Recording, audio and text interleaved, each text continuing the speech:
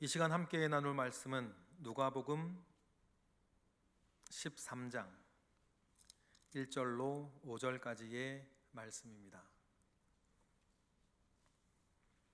신약성경 누가복음 13장 1절로 5절까지의 말씀, 우리 다 같이 한 목소리로 합독하겠습니다. 그때 마침 두어 사람이 와서 빌라도가 어떤 갈릴리 사람들의 피를 그들의 제물에 섞은 일로 예수께 아뢰니, 대답하여 이르시되 너희는 이 갈릴리 사람들이 이같이 해받음으로 다른 모든 갈릴리 사람보다 죄가 더 있는 줄 아느냐? 너희에게 이르노니 아니라. 너희도 만일 회개하지 아니하면 다 이와 같이 망하리라. 또 실로암에서 망대가 무너져 치어 죽은 18사람이 예루살렘에 거한 다른 모든 사람보다 죄가 더 있는 줄 아느냐? 너희에게 이르노니 아니라. 너희도 만일 회개하지 아니하면 다 이와 같이 망하리라. 아멘.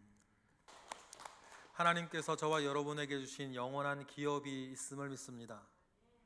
그 나라를 사랑하고 하나님을 사랑하면 성경이 우리에게 가르쳐주는 사랑의 내용처럼 때때로는 오래 참아야 될지도 모르겠습니다. 사랑하면 오래 참을 수 있는 것 아니겠습니까?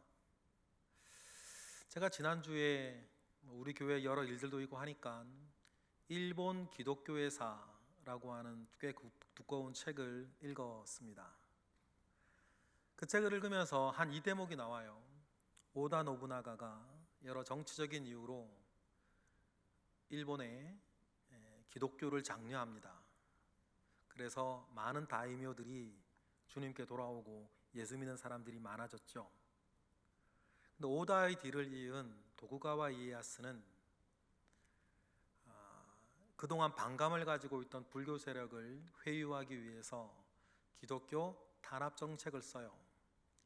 또 탄압 정책을 쓰는데 어느 포르투갈 상인의 쓸데없는 말 한마디가 원인이 되기도 합니다. 그는 선술집에서 세계 지도를 펴놓고 세계 서구의 열광들이 식민지를 만들어 갈 때에 맨 먼저 선교사들을 보내서 그 나라에 환심을 사고, 환심을 산 뒤에 군대를 보내서 그 나라를 정복해 갔던 이야기들을 마치 자기가 한 일인 양 의스대면서 떠들어요. 그 이야기를 옆에서 남몰래 듣고 있던 도쿠가와 이에야스는 또 결심하고 결정하고, 또 그의 정치적인 이유로 인해서 대대적인 기독교 박해를 시작합니다. 그 뒤로 250년간 일본은 순교의 역사가 시작이 되어지는데, 한날에 30만 명이 순교를 당하기도 하는 엄청난 환란을 겪습니다. 그런 시간을 250년을 지났어요. 그리고 메이지 유신 때가 됩니다. 프랑스의 선교사 신부가 일본 땅에 들어오는데 옛날에 이 땅에서 어떤 일이 있었는지 다 알고 있습니다. 그는 생각합니다. 이제 다시 시작해야겠구나. 이 복음의 땅 불모지에 이곳에서 복음을 다시 전해야겠다라고 하고, 프랑스의 신부가 가고시마에 도착을 하는데, 프랑스 신부가 가고시마에 도착했다는 이야기를 듣고 수만 명의 숨어있던 그리스도인들이 그에게 모여들기 시작하는 거죠. 그리고는 이 프랑스 신부는 깜짝 놀랍니다. 이 사람들이 도대체 어디서 나타났나? 여러분, 그리고는 생각해봐요. 250년 동안 여러 환난과 여러 고통과 여러 일들 속에 자기가 예수 믿는다는 것을 감추고 숨기면서까지 오래 참아왔던 그들의 시간이 있는 것 아닙니까? 집집마다 모셔놓은 불상 뒤에는 예수님의 상을 새겨놓고선 밤이면 뒤로 돌려서 그 앞에 제사를 하고 예배하면서 무려 여러분 250년 동안 일본의 그리스도인들은 견뎌왔고 버텨왔고 오래 참아왔던 시간들이 있었습니다. 여러분, 우리가 2020년을 살면서 예배하는 것, 교회 생활을 하는 것, 신앙생활 하는 것, 우리에게 참 많은 오래 참아야 되는 시간들이 우리에게 지금 주어지고 있습니다. 힘드십니까? 힘이 빠지시나요? 언제 끝나야 될지 모르겠습니다. 모여서 예배하고 교회 가는 것도 눈총을 받고 있습니다. 그러나 여러분, 한 가지가 우리를 이기게 합니다. 뭡니까? 사랑하는 것입니다. 왜냐하면 사랑은 오래 참게 하기 때문입니다. 감염병이 3차 대유행을 일으키면서 방역 단계도 많이 올라갔고, 또 우리는 또 여러 가지 생활 가운데에 조심해야 되고 불안해하고 1000명이 넘어가는 이 확진자들을 보면서 놀라기도 합니다. 그러면서 우리는 선한 것들을 바라보고 오늘 주님이 우리에게 주신 기업을 바라보며 오래 참는 것이 우리의 능력이 되는 이 시간이 되시기를 주님의 이름으로 축복합니다. 결국 여러분, 인내하는 자가 이기게 되어 있습니다. 결국 끝까지 버티는 사람이 이기는 것입니다. 우리가 주님을 사랑하고 주님의 나라를 사랑하고 주님의 교회를 사랑하고 주님의 예배를 사랑하면 우리가 견디고 인내하고 버텨야 되는 시간이 길어진다 할지라도 여러분, 우리는 오래 참을 수 있으리라 믿는 것입니다. 그러한 은혜가 우리 모두에게 있기를 주님의 이름으로 축복합니다. 군대에 가게 되면 군대에서만 듣는 말들이 있습니다. 동작 그만, 이런 말들. 못지않게 군대 가면 참 많이 듣는 말이 하나 있는데 좌우로 정렬이라고 하는 단어예요. 구령이 떨어지면 군인들은 좌우로 정렬, 복명복창을 하며 발을 구르면서 재빨리 오와 열을 맞춰야 돼요. 눈치를 잘 살펴야 됩니다. 왜냐하면 내가 잘못 서 있으면 나를 보고 오와 열을 맞추는 사람들이 또 잘못 서지기 때문에 좌우로 정렬하면 머리를 땅에 박고 사람들의 군홧발을 이렇게 줄로 재어가며 눈으로 재어가면서 재빨리 줄을 맞춰야 되죠. 눈치가 필요하고 그렇습니다. 그런데 좌우로 정렬이 꼭 군대에서만 필요한 것은 아닌 것 같아요. 지금 좌우로 정렬이 필요한 것은 어쩌면 지금 우리 믿음의 오와 열인지도 모르겠습니다. 지금은 우리의 개인적인 종교개혁이 필요해요. 말이 거창해서 종교개혁이지 사실상 우리의 신앙회복운동입니다. 어쩌면 코로나 바이러스는 우리에게 신앙회복에 좋은 기회를 가져다 주고 있는지도 모르겠습니다. 내가 얼마나 건강한 신앙을 가지고 사는지 스스로 확인하게 합니다. 큐티와 기도를 중심으로 한 나의 개인 예배는 어떠한가 돌아보게 합니다. 우리 가족들이 모였을 때의 가정 예배는 어떠한가 다시 한번 되뇌이게 해요. 이 최소 단위의 예배가 잘 되어지지 않으면 안 되는 시대를 코로나 바이러스는 가지고 왔습니다. 지금 코로나 이 상황, 감염병 사태 가운데에서 각 교회들은 온라인 사역 역량을 강화하고 방송과 영상 사역을 강화하기 위해 역량을 집중하고 있습니다. 돈도 많이 들어요. 좋습니다. 이러한 일들을 해야죠. 그러나 자칫 이 일에만 집중하다가는 근본적인 것을 놓치기가 쉬워요. 더욱 영적이고 중요한 것은 무엇입니까? 나의 개인 영성과 우리 가정의 영성, 내 개인 예배와 우리 가정 예배를 이 일들을 통해서 다시 복원해내는 일들이, 돌이켜 복원해내는 일들이 여러분 더 중요한 일 아니겠습니까? 공예배가 지금 억압받고 있습니다. 어떤 이유에서든지 간에 모이기가 어려워지고 있어요. 예배뿐입니까?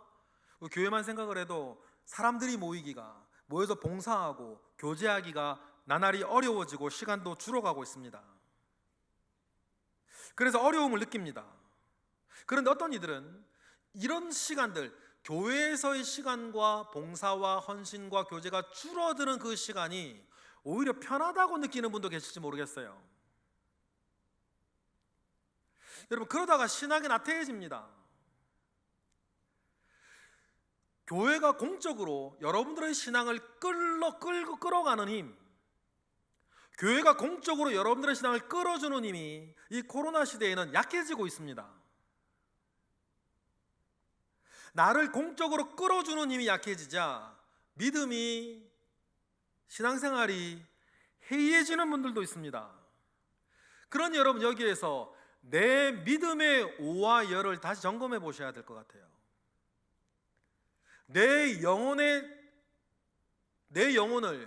다시 좌우로 정렬시켜서 내가 지금 어디 있는지, 내 영혼이 어디 있는지, 그것은 하나님 아버지 앞에 합당한 것인지 여러분, 우리는 다시 생각해 보아야 할 것 같습니다.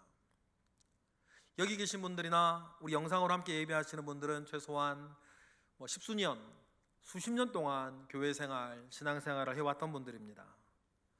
그 긴 신앙생활 속에서 우리가 깨달아지고 알게 되고 받아들여진 우리의 삶의 법도들이 있어요.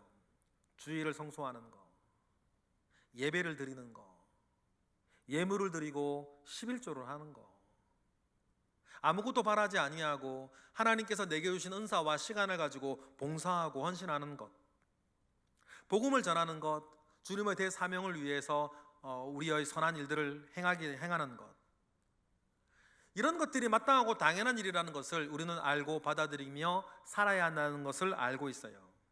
그런데요, 각종 이유들을 주렁주렁 달고서 몇몇 일들에 대해서는 순종하지 않고 사실상 순종하고 싶어 하지 않는 마음이 여러분, 우리에게도 있다는 것을 우리는 확인해야 합니다. 이유는 간단합니다. 바빠서도 아니고 피곤해서도 아니고 일이 많아서도 아니에요. 왜냐하면 바쁘고 피곤하고 일은 많은데 다른 것들은 다 하시잖아요.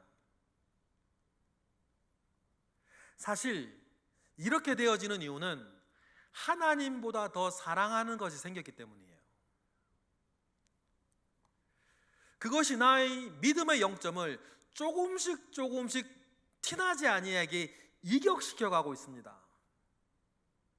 하나님보다 육신의 편안함이나 즐거움을 더 사랑할 수 있고, 세상에서의 성공과 안전을 더 사랑할 수 있고, 하나님보다 자녀를 더 사랑할 수 있고, 하나님보다 부모님을 더 사랑할 수 있고, 남편이나 아내를 더 사랑할 수 있습니다. 어쨌든 하나님보다 더 사랑하는 것이 생기면 우리에게는 많은 이유들이 생겨요. 하지 못할 이유들이 생깁니다. 우리 주님은 이에 대해서 다음과 같이 말씀하셨습니다. 마태복음 10장이에요. 우리 다 같이 읽어보겠습니다. 아버지나 어머니를 나보다 더 사랑하는 자는 내게 합당하지 아니하고, 아들이나 딸을 나보다 더 사랑하는 자도 내게 합당하지 아니하며, 또 자기 십자가를 지고 나를 따르지 않는 자도 내게 합당하지 아니하니라. 가족을 사랑하지 말라는 말이 아닙니다. 그리스도인은 신앙 안에서 가족을 사랑하는 다른 방식과 다른 내용이 있다는 말이죠. 그것이 더 좋은 사랑입니다. 우리는 하나님보다 더 사랑하는 것을 우상이라고 알고 있고, 그것을 쫓고 따르는 것을 우상 숭배라고 알고 있습니다. 그런데 이런 모든 것들을 알고 있음에도 불구하고 각종 이유와 변명을 들어서 그 우상을 끌어안고 살아갈 때도 미안하지만 있어요. 하나님께서 우리에게 주신 은혜가 있음에도 불구하고 그렇게 살 때가 있습니다. 우리를 돌아보면 하나님보다 다른 것을 더 사랑하며 사는 것이 얼마나 끔찍한 일인 것을 여러분, 우리는 스스로 깨달을 수가 없어요. 그런 것을 스스로 깨달을 수 있는 사람은 없습니다. 그래서 깨달으라고 하나님께서 우리에게 주시는 것이 있는데 뭡니까? 고난이에요. 보십시다.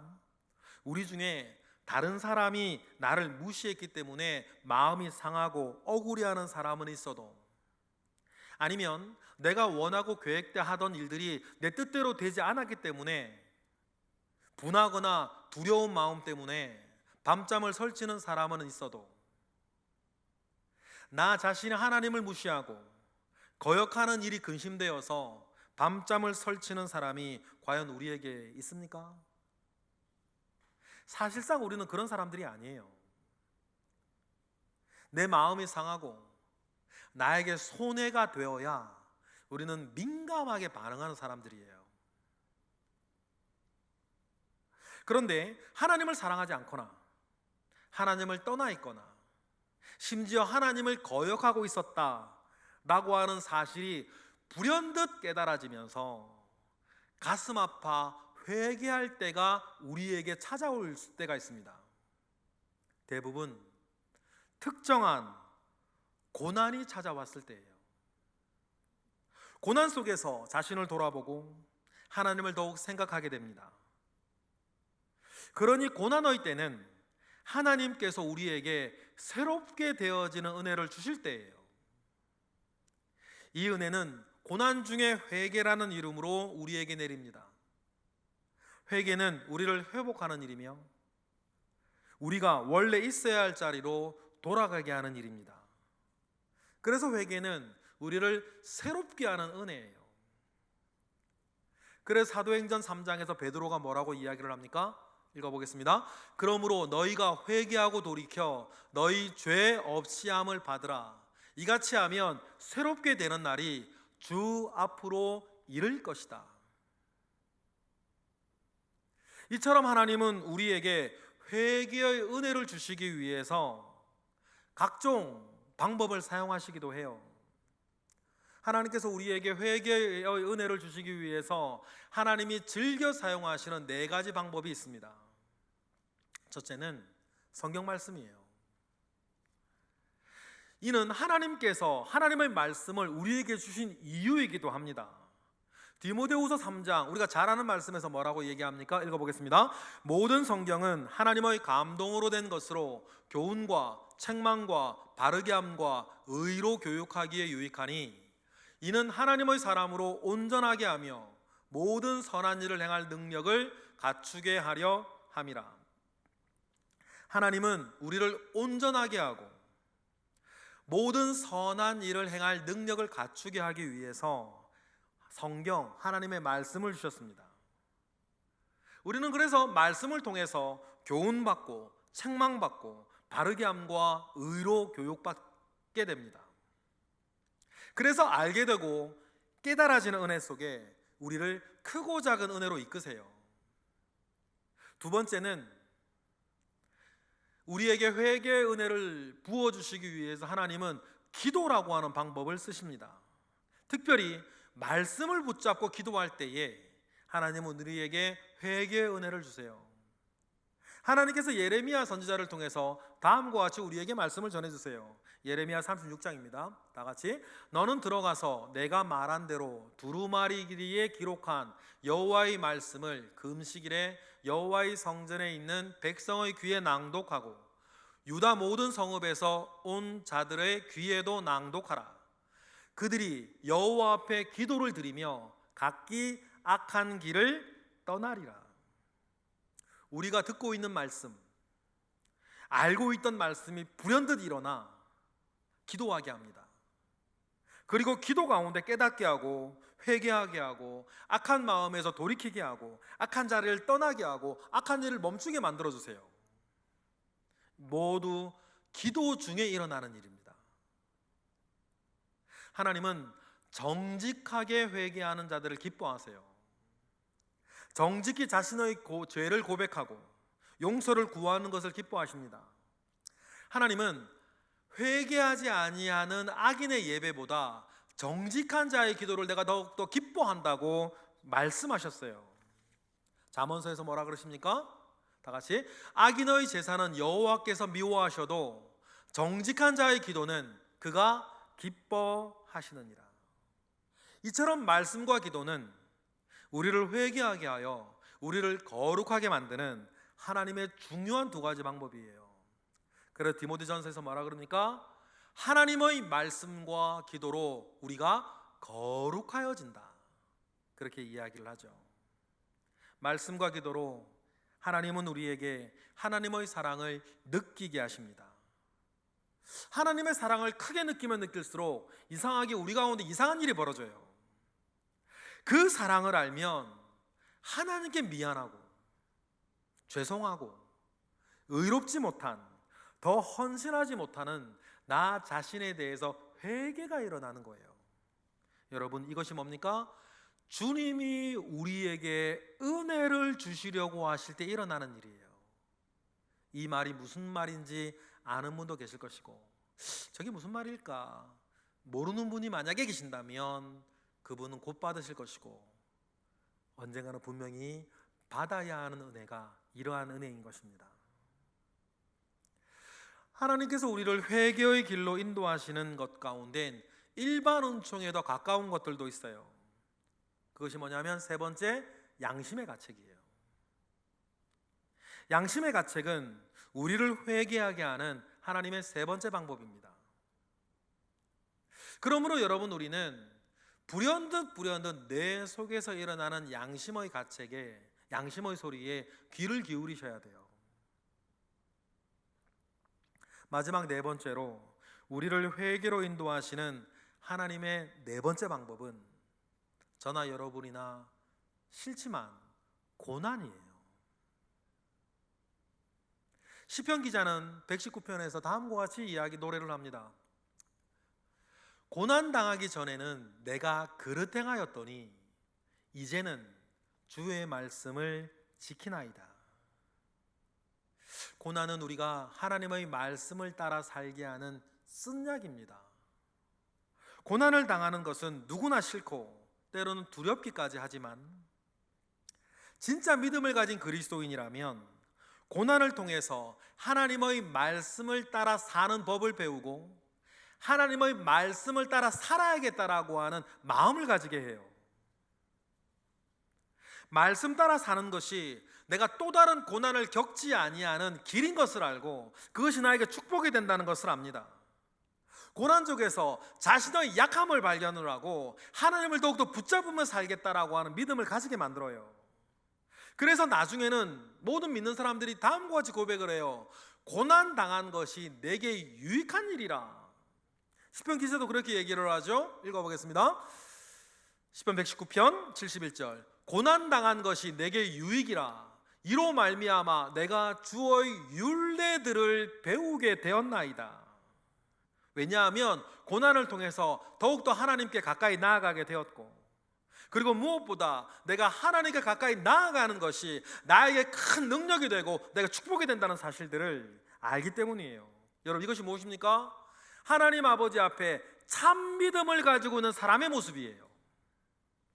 그리스도인은 누구라도 고난을 만나면 본능적으로 기도하게 되어 있습니다. 만약에 고난 중에 있는데도 불구하고 기도가 잘 되지 않고 기도가 하고 싶지 않은 사람이 계시다면 죄송하지만 그는 아직 고난을 덜 받은 거예요. 고난을 덜 받았으니까, 그 믿음이 참 믿음이 맞다면 고난을 덜 받았으니까 아직 기도하기 싫고 해야겠다는 마음이 있는데 그 자리에 가지질 않고 예배 시간이 싫은 거예요. 왜 그렇습니까? 아직 고난을 덜 받았기 때문이에요. 그래서 시편 116편에서는 다음과 같이 시편 기자는 이야기를 해요. 다 같이 읽어보겠습니다. 사망의 줄이 나를 두르고 수월의 고통이 내게 이르므로 내가 환난과 슬픔을 만났을 때에 내가 여호와의 이름으로 기도하기를 여호와여 주께 구하오니 내 영혼을 건지소서 하였도다. 여러분, 이것이 뭡니까? 고난 가운데 빠져 들어가 있는 그리스도인이 결국 하나님 아버지 앞에서 하게 되는 고백의 내용 아니겠습니까? 여기서 네 가지를 말씀을 드렸는데 여러분, 중요한 것이 있습니다. 고난을 당하고 양심의 소리를 듣고 기도하면서 말씀 가운데에 책망받는 모든 것들이 한 지점으로 모이는 게 뭡니까? 역시 회개의 은혜예요. 이것이 바로 회개로 이끄는 은혜들의 방편입니다. 여러분, 우리는 회개의 정의를 알고 있습니다. 후회나 반성과는 다른 회개의 핵심은 돌이키는 것에 있어요. 마음과 생각이 돌이켜지고 특히 삶의 모양이 바뀌는 것이 회개 아닙니까? 이것이 하나님으로부터 오는 회개의 특징이에요. 누구나 후회하거나 반성할 수는 있습니다. 그러나 진정한 변화는 말 그대로 돌이켜 고치는 것은 여러분 회개의 은혜 아래에서만 되어지는 것이에요.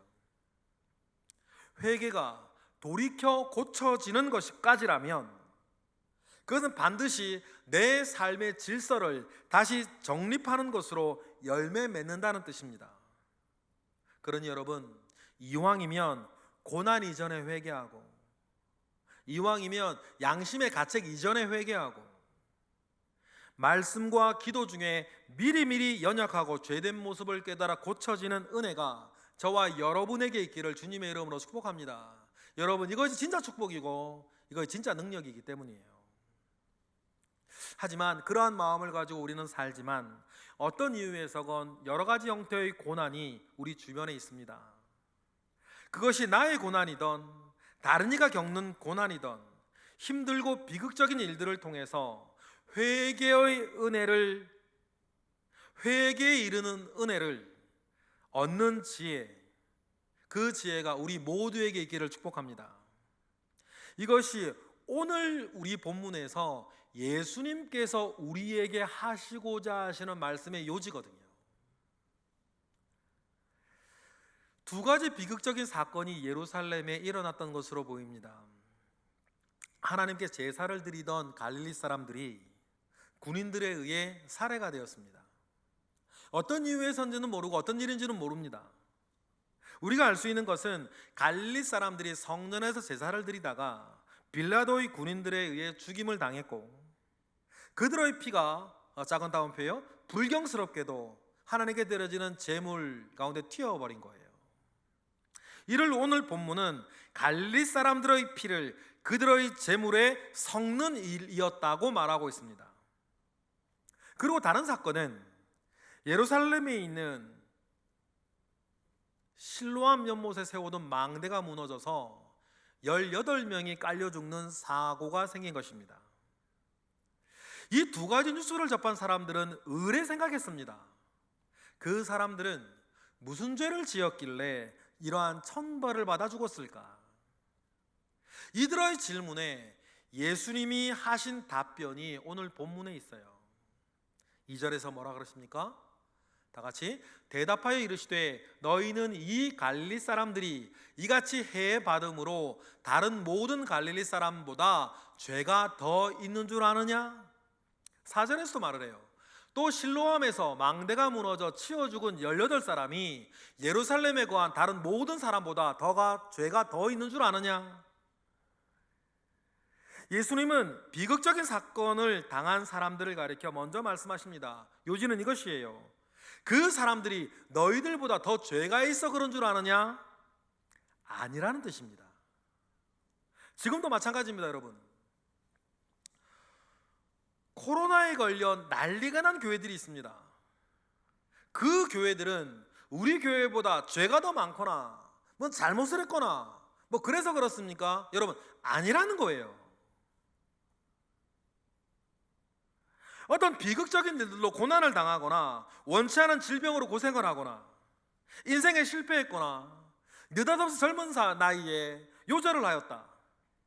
여러분, 그런 사람들은 우리보다 어떤 특정한 죄나 허물이나 잘못이 더 있기 때문입니까? 주님은 아니라고 말씀하시는 거예요.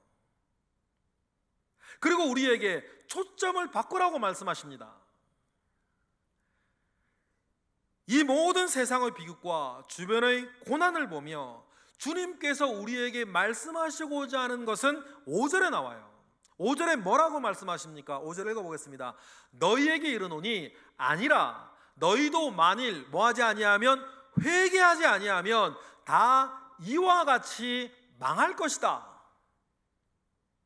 우리는 오늘도 우리 주변의 비극을 봅니다. 오늘 말씀처럼 이 모든 일에 대해서 다른 사람을 흘겨보지 않고 자기 자신을 들여다보며 회개의 관문으로 삼으라고 주님은 우리에게 말씀하시는 거예요. 재난의 의미를 모든 사람, 우리들 각자 자신에게 적용하라고 하십니다.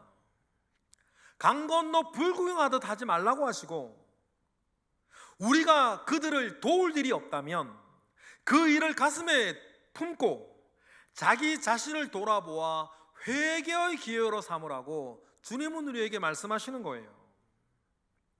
이것이 옳습니다. 다른 이의 비극을 두고 이렇다 저렇다 함부로 말하는 것은 여러분 옳지 않아요. 다만 나의 회개의 제목으로 삼으라는 것입니다. 회개를 통해서 나의 포지션을 다시 정렬하기를 주님은 원하세요. 우리나라와 우리는 지금 감염병 사태의 재난의 한가운데 서 있습니다. 아시다시피 코로나 바이러스의 대유행, 3차 대유행이 시작되었습니다. 오늘 뉴스를 확인해 보니까 1000명이 넘는 확진자가 나왔다는 소식도 들었습니다. 이러한 때에 여러분, 우리는 무엇을 해야 합니까? 정부를 탓하고 욕해야 됩니까? 아니면 다른 사람들처럼 확진자들을 비난하고 조롱해야 됩니까? 여러분, 이 모든 일들 가운데에 주님이 우리에게 하시고 싶어하는 말씀은 한 가지예요. 너의 좌표를 다시 보아라. 나의 좌표를 다시 확인하고 나의 삶의 질서를 다시 세우는 일들, 회개하고 돌이켜 그동안 하지 못하고 있던 일들을 다시 시작할 것을 주님은 우리에게 요구하시는 거예요. 군대의 용어처럼 좌우로 정렬, 빨리 눈치껏 땅을 보며 다른 이의 군홧발을 보며 발을 굴리면서 오와이어를 다시 맞춰서 내가 있어야 할 곳에 나를 다시 세우고, 내가 해야 했던 일들에 다시 나를 하게 하는 일들을 여러분 다시 하게 하는 그 일들을 하나님께서는 우리 모든 한 사람 한 사람에게 요구하신다는 것을 꼭 기억하십시다. 그러니 여러분, 개인 예배 꼭 다시 시작하시기를 원하고, 가정 예배 꼭 다시 시작하시기를 원하고, 마땅히 했어야 했던 일이었으나 여러 가지 이유를 들어서 하지 못하고 있던 각종 선한 일들을 돌이켜 다시 시작하게 되어지는 은혜를 이 재난의 한가운데서 회개의 은혜 가운데 받으시는 저와 여러분 되시길 바랍니다. 아니라 너희도 회개치 아니하면 다 이 사람들과 같이 망할 것이다 말씀하시던 주님의 말씀을 붙잡고 이 고난의 현장, 재난의 상황 한복판에서 주님은 우리에게 무엇을 원하시는지 깨달아 돌이켜지는 은혜가 저와 여러분에게 있기를 주님의 이름으로 축복합니다. 기도하겠습니다. 할렐루야. 하나님, 감사와 영광 올려드립니다. 좋을 때는 좋을 때의 은혜가 있고 어려울 때는 어려울 때의 은혜가 있는 줄 믿습니다. 어려운 때를 살아가고 있는 우리 모든 예배자들 가운데에 은혜를 더하사 돌이켜지는 회개의 은혜를 우리 모든 이들이 받게 하시고, 해야 했으나 하지 못했던 일, 가야 했으나 가지 못했던 일, 드려야 했으나 드리지 못했던 모든 것들이 회개되어지는 은혜와 역사가 우리 모든 예배자들 가운데 있게 하옵소서. 예수 그리스도의 이름으로 기도드렸나이다. 아멘.